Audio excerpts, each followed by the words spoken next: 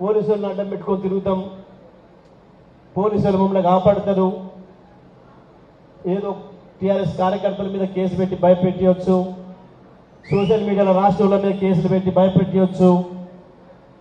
అది ఒక పిచ్చి భ్రమంలో ఉన్నారు. కానీ ఒక్కసారి ప్రజల్లో తిరుగుబాటు మొదలైతే పోలీసు మిలిటరీ ఎవ్వడు కూడా ఆపలేడు. ఉరికిచ్చుడు మొదలైతే ఒక్కడు కూడా ఊళ్ళకు రాలేడు. కాంగ్రెస్ పార్టీ ఎమ్మెల్యేలు కావచ్చు, మంత్రులు కావచ్చు, ఊళ్ళలో తిరగలేడు. ఇవాళ గాల్లో తిరుగుతున్న మంత్రులు గాల్లోనే కలిసిపోవాలి తప్ప ఎక్కడ కూడా దిగలేరు. తుంగతుర్తిలో, హుజూర్నగర్లో, సూర్యాపేటలో కాదు, తెలంగాణలో ఏ జిల్లాలో కూడా దిగలేరు.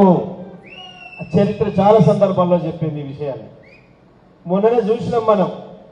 4-5 నెలల క్రితం బంగ్లాదేశ్ అధ్యక్షురాలు పారిపోయి వచ్చి భారతదేశంలో దాచుకుంటుంది. పోలీసే కాదు, మిలిటరీ మొత్తం చుట్టూన్నా ఆపలేకపోయింది. ప్రజలు తిరుగుబాటు మొదలైంది.